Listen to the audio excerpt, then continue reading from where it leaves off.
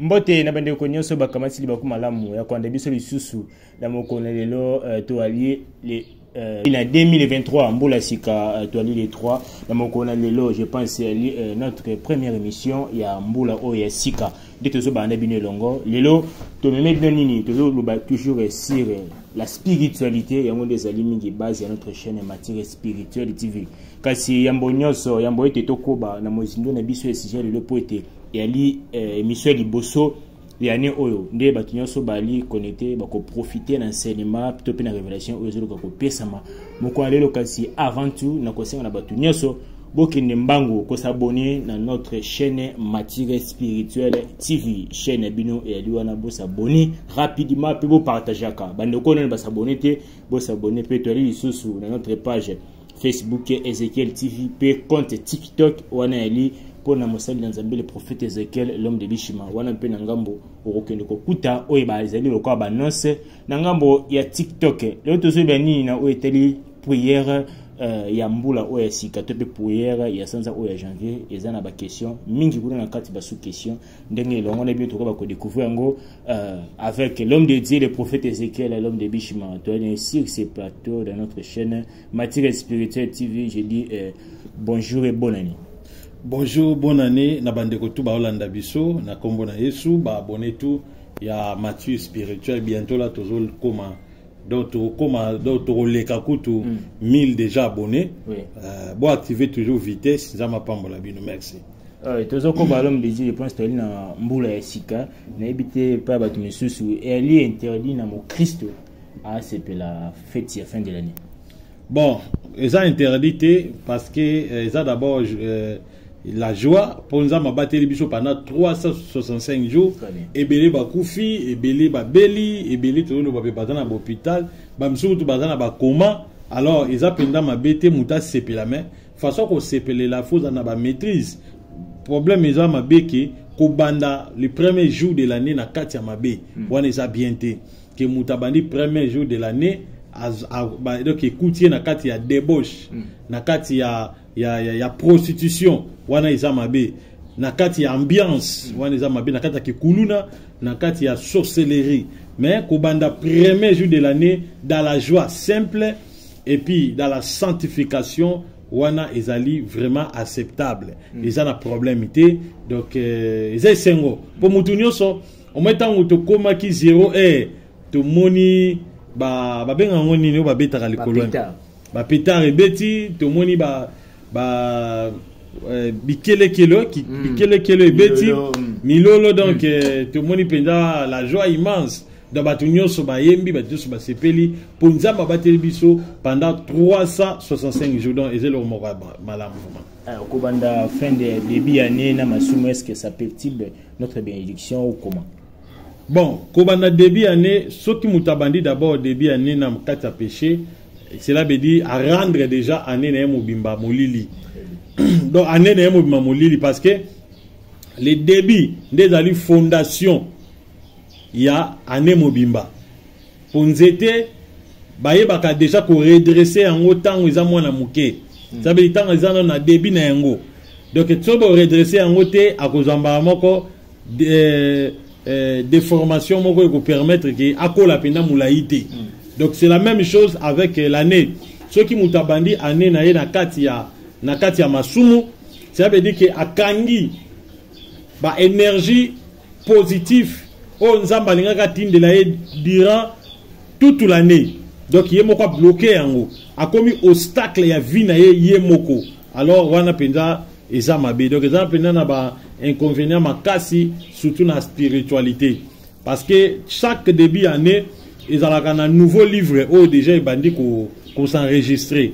Alors chaque début d'année ils ont une bénédiction où nzamba pesa ka mutu na mutu parce que mutu nyonso tanga kota ka nouvel an nzamba mona mutu na za triomphe donc aza molonga na vainqueur donc parce que au leki pendant 12 mois il y a la persécution, il y a des tiraillements, il y a des problèmes. Au coup de la tentation, il y a makasi, aussi mbaki cité, on dirait quelque soit pas quelque chose chômage, au kangaki motema. Alors, ce qui se au continue année asika automatiquement et singeli nzambe appelle bénédiction parce que tous les anges oyo a travaillé kana début année ange wana apesaka o babengaka opportunité na mutu nyonso à se promouvoir na domaine nyonso. Ça veut dire azo pesa bino chance mbala moko.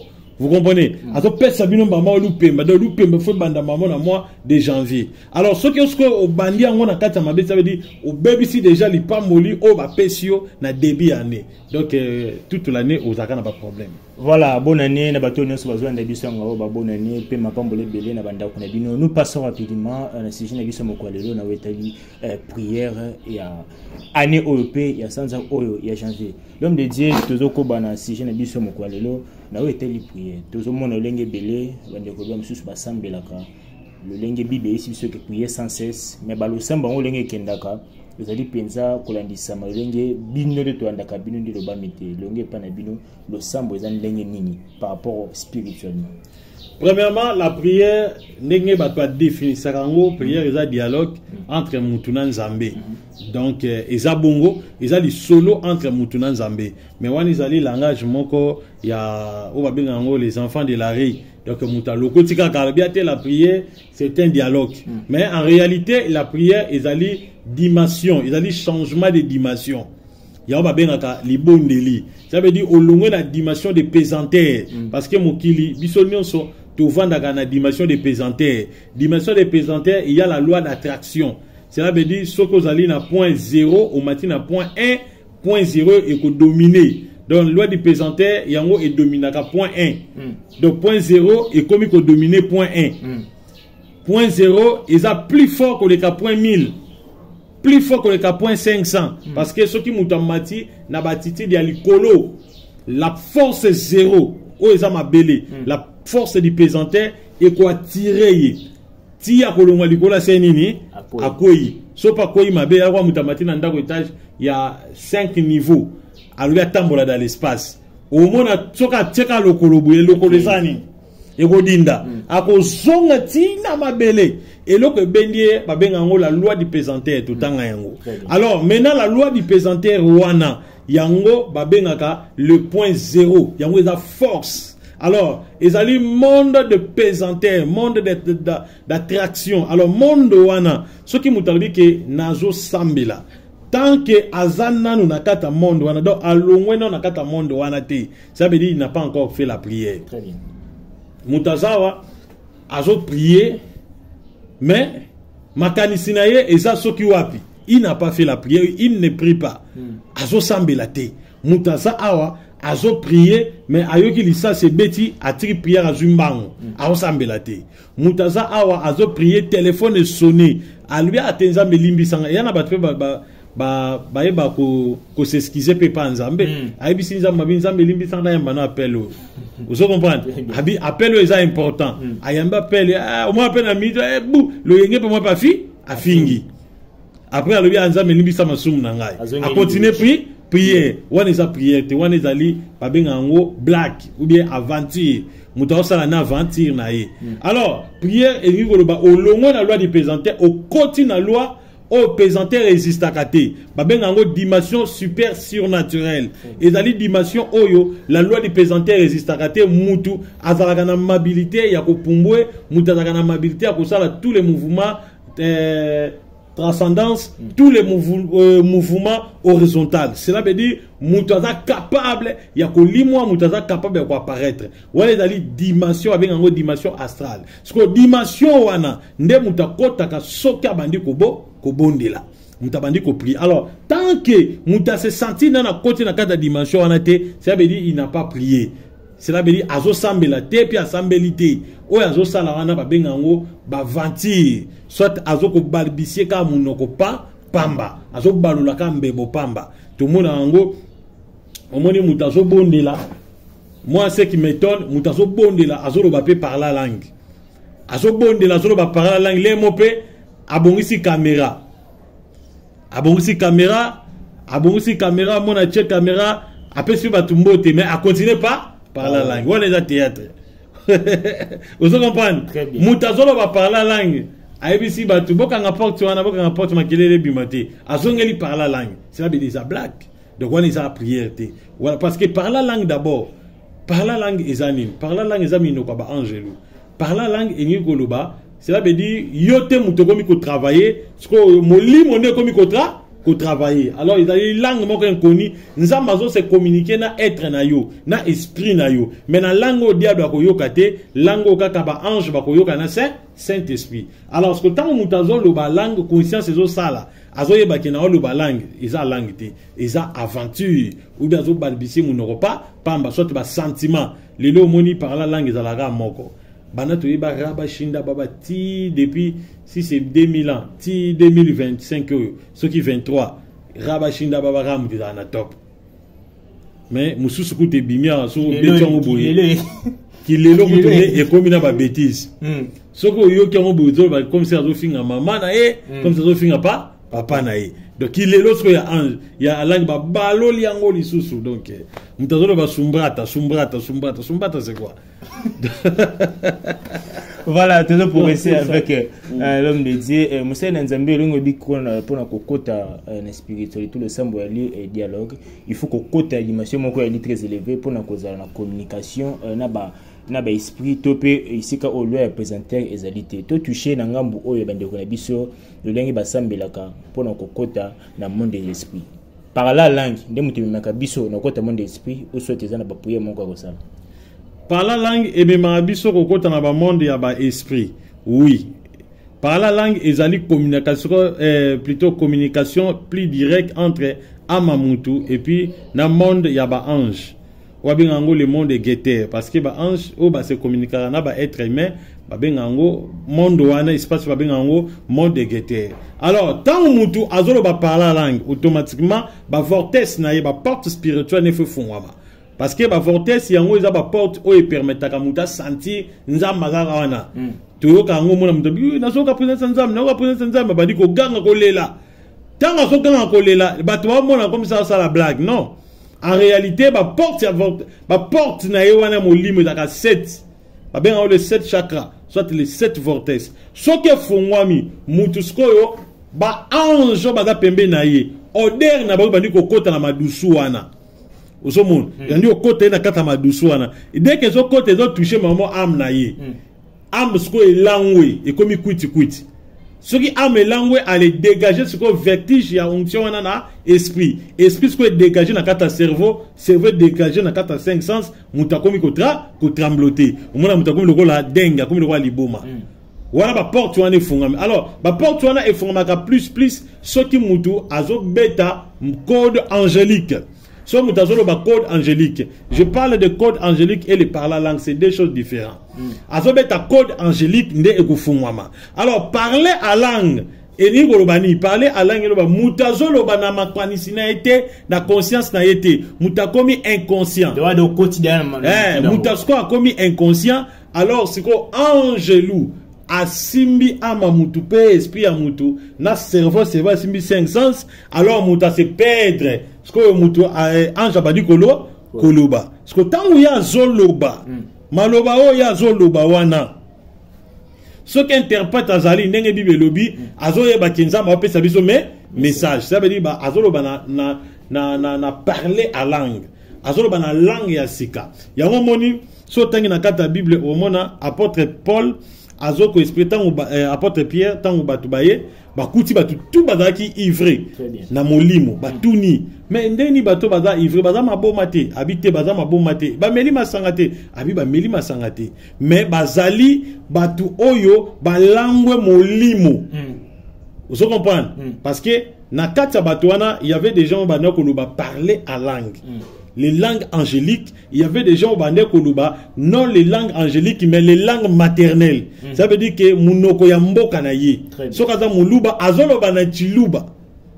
Vous comprenez? Azolo Banachi Chiluba. Sokaza Mouyaka, Azolo Banakiyaka. Moupende, Azolo Banamunoko Naba, Nabango. Mais il y a Batum Sousso Babandé Koluba parler à langue. Nandenga spiritualité. On m'a apporté l'obi, et ça n'a parler à langue, et ça n'a parler à langue poussée par les saints. Le Saint-Esprit. Vous comprenez? Ndabane ko distinguer ba par la langue. Alors, lelo, soko moni mutu, alobi azolo ba parler à langue. Ayoki présence ya Nzambe. Mais au cas il y a agitation moko quelconque et apparaître devant yé à se perdre ça veut dire on a parlé à langue sensationnelle. Ils ont onction, ils ont émotion. Parce que ils ont des komoko, abandonné sa cour à parler la langue. Imaginez-vous, mutazo pe sa cour à parler à langue. Aïe si bande mibino solo ba shinda baba, tout bando ba shinda baba. Rababa tout nyos ba rababa. Mais ça m'a étonné. Comment on peut sa mutu cour à parler à langue? Ça n'existait pas. Depuis Bible, comme la Bible, depuis Nzamba, Nzambe, existe à côté. Donc, il y a un alors, tant que tu a commis koloba à langue, azolo bango na conscience ou bien aza inconscient. Ce qui azali inconscient, on est à parler la langue, c'est azali code angélique. Parce que code angélique, balo barango, ozali conscient, ozoyeba. Très bien. Oui, ozoyeba ke awasko fona beta code angélique. Parce que na moment oyo na ka oyo komelinga soki na bina que trop de prière parce que le diable aussi imite la prière akoyo ko imiter prière na yo a bouleverser prière non pas kangi prière na yo ya omwe na kata Bible sata kanga ba prière ya batebele ndeti ya Daniel la kanga prière à Daniel. Alors pour ce que sata kanga prière na yo te ezala ba kam soué ko komela musala nzambe atalibo habité a na loba par la langue te il faut na beta code angélique a beti code angélique na minute wana ba vortex na ye fungwami so ba vortex na fungwami ko permettre siko ayeba ka o fona banda boy pona suka boy mais ce qui siko a monité na ba na code angélique na ba na parler langue wana siko il faut que Saint-Esprit asimbaye pour rendre inconscient pour mutaloba par la langue et puis tant azolo bango interprète face à ni hasard. Donc c'est un peu ça. Pour apporter par lui, si on par la langue interprète azate bo joyeux bo boire kaeli banda. Donc c'est ça. Voilà, toujours continuer toujours la Bible, s'abonner rapidement dans votre chaîne Matière Spirituelle TV de notre page Facebook Ezekiel TV pe boki mapemba ngolususu bande kwa TikTok boluki prophète Ezekiel pe bokomo na ba émission ba sango misusu ba stise o yakosala c'est la spiritualité de Luana pour na bino ba nyoso ya TikTok wana zaki juste maito ke ni musique ali tozongi na sujet na biso mosela nzambe wa prendre biso moko mususu na o etali ete kosembe na butu na molili ezali mie pour na kozala contact na ba être ba spirituel. Alors pourquoi et ça la été mon Christ moko ensemble na butu ceux qui ba bomba mwinda ifabang. Voilà, c'est vraiment une très belle question. Une question qui toko ya nepe na yangwana. Alors, prière na kata butu parce que il faut ba yeba que lumière e uta na kata butu. Parce que Bible zoloba avant lumière ezala molili nde zalaka. Ponzamba tira ki lumière na kata molili. Muto aza na kata molili azali muto aza plus sécurisé que muto na lumière. Pour ça na kata lumière munyo so beto libanga. Muto mona yo. Mais muto abatami obete libanga ndeni. Lumière ezali synonyme ya secret. Synonyme ya pouvoir. Synonyme ya sagesse. Tandis que lumière ezali mutaza ouvert. Mais ténèbres ezali synonyme ya secret, ya pouvoir, ya sagesse. Alors Nzambe batfaba belo komoko tant tozolo bela molili batu bakanisa ke molili eza Satan o batu bakanisa ya mwana molili eza Satan te Satan asalaka na moi asalaka pe na butu Nzambe asalaka na moi Nzambe pa asalaka na butu siko batu bakanisa ke soto komi 0 heure eza heure ya budia bulu non 0 heure eza nango kaka espace ya temps 0 heure et koloba 12 heures de la nuit. Très bien. Donc surtout comme 0 heure et koloba 12 heures de la nuit. Bisona bato bazan aux États-Unis, tu as un décalage à 7 heures. Dès que tu as boy, bango kuna baza moi makasi biso to komi na butu.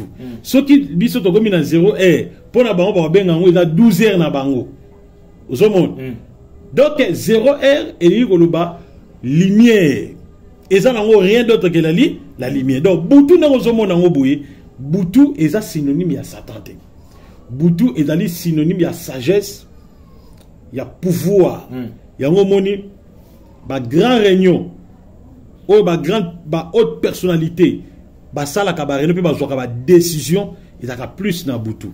Si on a les mêmes politiciens, au moins les politiciens, ça la réunion, on a 23 heures il y a député, alors qu'il y a 23 heures. Réunion, on a moins accompagné. tobima 2h 3h mais ça réunion ba kilitiste était réunion ba politicien et c'est ba sala ngona na butu. Pourquoi na butu? Parce que na kati ya butu bisika oyo subconscience ya mutu na super conscience ya mutu et travaillaka. Vous comprenez? Parce que conscience ya mutu est comme un faible na butu. Yango mona ka mutu so comme na butu akomi kola kolala. Surtout comme 20h, 18h, 19h, 20h mutu akomi ko nimba. Conscience na yo bandi ko lemba. Il faut que subconscience et la muka na super conscience ne sa nini et la muka. Et bana ko travailler. Parce que conscience ya mutu nde ko maka faible. Ils ont limba. Vous comprenez? Alors, tango mutu azo sambela na butu. Prière oyo mutu azo sambela na butu eza na efficacité makasi koleka mutu azo bondela na moi. Vous comprenez? Pourquoi na expliquer ngo bongo? Parce que na kati ya butu ezali na ba être oyo nzambe asala ba vanda kana butu ba être ya Satan te ya nzambe. Ba benga bango ba silfe. Bon babang sa abatu. Babang sa abatu te bazali ba être moko oyo ba permetaka facilité ou be communication be canalisation ya ba esprit. Et salama ya lokola antenne ya Vodacom d'ici que zali yo soko da peme na antenne ya Vodacom vous avez problème à résoudre. Pourquoi? Parce que antenne ezo permettre passation ya bazonde. Et puis na kata butu eza lokola émetteur moko ya canalisation soit antenne moko ya canalisation ya ba esprit. Tant nazo ba esprit nazo ko généraliser nyonso. Que ce soit Satan, que ce soit Nzambe. Uzomona. Siko na kati ya butu wana mutu tanga zo sambela. Prière na ye eza na efficacité makasi. Prière na ye zo yoka na makasi ke muta zo bondela na moi. Parce que na kati ya moi ezaka na ba perturbation. Pourquoi? Parce que na moi conscience ya mutu komi ko travailler, ba sentiment ya mutu komi ko travailler. Ça veut dire que mutu so azo bondela na moi, azo kutana na ba obstacle belé. Pour prière à mutu po d'abord ekene na trône ya Nzambe na 7e dimension. Et koyeba ko kutana na ba opposition ebelé na nzela. Et ko kutana ba sentiment parce que dimension spirituelle ennemi na ngomingi za ka ba sentiment physique. Yoko ko bondo za na molimo omone mutu mo bebu appeli si radio atie musique moko boy. Ba moko c'est ni et déconcentré yo. Musique wana ezo betana ezana esprit. Écoutani na o yozo dégager. Moi prière yo kana ezaki. Yango moni ke na butu tango mutazo prier ba silfuana bazo facilité pour ba silfa ba za mingi mpe na zamba. Bisika ba zete zebele. Non nzamba na zamba te. Ba silfinde ba za kana kata zamba. Bango ba créer ka ba atmosphère. Bazo créer atmosphère moko ya bien. Ça veut dire que mutu akota. So moni mutalobi ke nzamba za na zamba c'est ka yebi maramute. Osomona. Nzamba na zamba te o d'ailleurs na kata zamba eza bisika oyo un vrai mutamolimo akendaka plus ne na zamba. Que ce soit nganga kisi, que ce soit chrétien, bakenda osala ba prière na zamba. Ngana batu so bakanisa na mangengi kuna ka ba chrétien tu bakenda. Non. Bokiltiste belé bakenda na zamba. Mangengi o mona wana. Même le zizi là, bokiltiste belé ako kende kuna te moto le ki makasi non. Ye ba prière na bino italiété. Il y a quelque contacter o ya force na ye énergie na ye. Vous comprenez? Alors, tant que mutazo prier, s'il fait na bazo faciliter mutu, ba forter c'est ça nini, et font les 7 chakras, les 7 madusu. Ce que font wami, ba être bazo bima, basoya. Parce que l'on est ça que mutabanga na molili.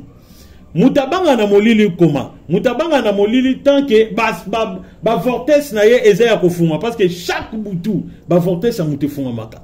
Les 7 madoussous en azota mutu fuma maka. Chaque butu automatique. Ce qui est fongwami, mbala moko âme na yo na esprit na yo po ama banga te mais esprit da bangaka. Esprit na yo est comme en contact na ba djinn, na ba esprit, na ba entité, na ba ange. Ce écoutez peut-être que na ba esprit po esprit musu soro moné mutu bo ya musele ketebe mutu ya dinosaure. Nzoto ya mutu. Yo obi omoni mutu ya mbisi, nzoto bo ya nani ya nyama. Soit omoni mutu bo ya mutu lopele bazane si sirène na mapapu. Sko tangu bazo kutana bazo mona na po yon bisu no boye ko mona te.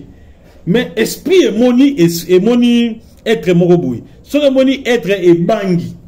Kobanga zo banga et dégager énergie wana ce ko influencer cerveau influencer ma cancer de 5 sens et mutumbama comme kobanga yango mona mutu na kata molila taza ye moko so eka mu pepe ata mu pepa pamba wala nani en réalité place à ça il y a des esprits parce que miso moyen mona ezata moi qui va fongolomi il y a des esprits tout autour de toi parce que nzoto na yo oyo ekomi kobanga parce que esprit pe ezobanga pour ndenge totambolaka okobima peut-être 1 heure 2 heures 3 heures attends lumière attends courir ezali les gens pensent que la vraie sécurité c'est l'éclairage non attends courir ezali attends nineza okobima na yo na bosana ki ma papa na kocha ma papa moi likolo yindi kobima bima boy na libanda déjà okomona 40 cercueils ezala okomona démon avandi wana baba osala na bango réunion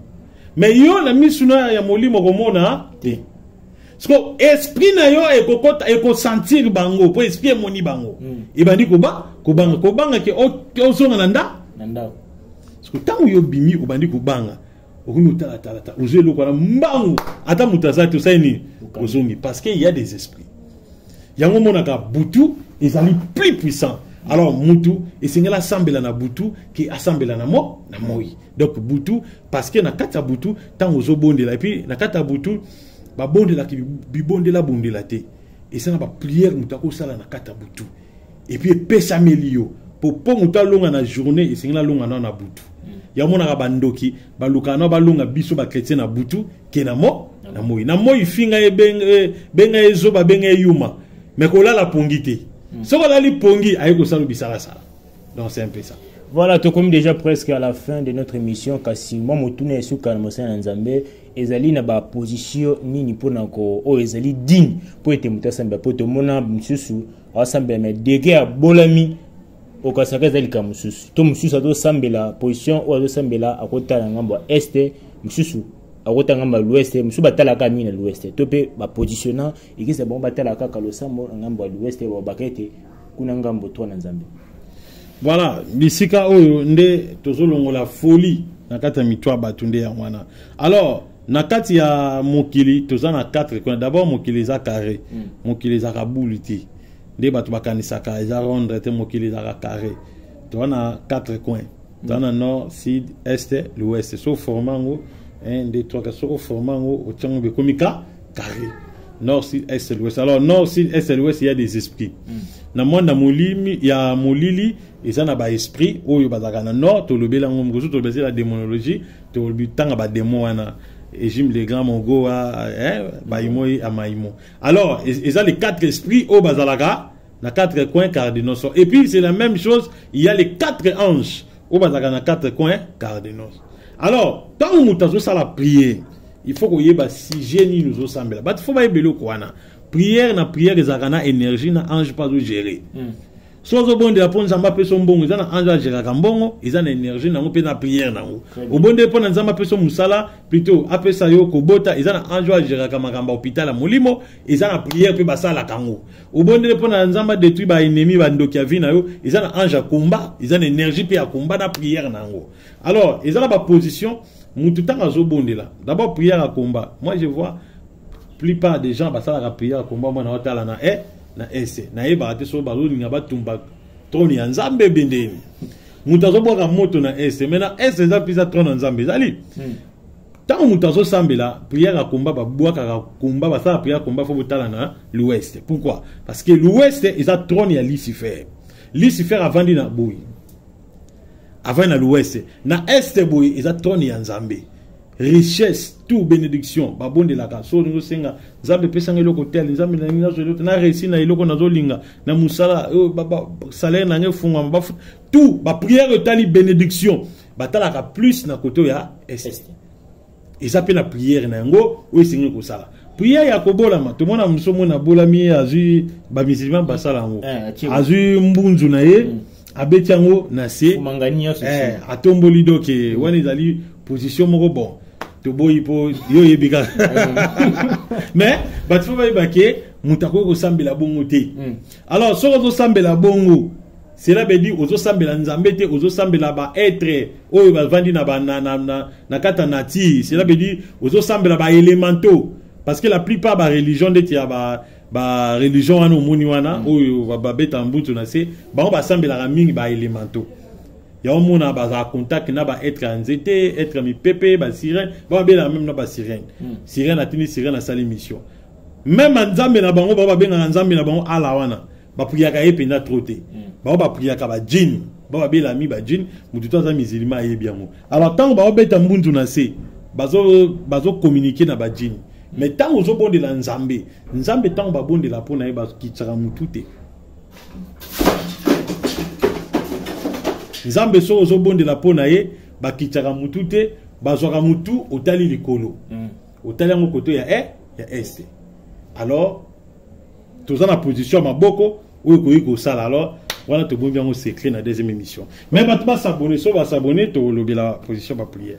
Voilà, Nzamba Pambola Batoni Soubanda Kibiso, je dis un grand merci à notre caméraman, à mon président Vérotéri, ma mère V, ma bonne année, à mon connu Soubanda Kibiso, à mon frère Pesco, à mon frère Tisha, mon frère Jordan, et c'est que Momo National, c'est que Nzamba Pambola, Bandoko Soubanda Kibiso, Bobo Santé, ko s'abonner dans notre chaîne matière spirituelle et TV pour être bato bazozela bamakambo ebele pour être musanza mabiyambo eta démarrer na ba révélation mususu asenga été beau s'abonner et beau partager émission na biso. Et je vous dis bye et à la prochaine.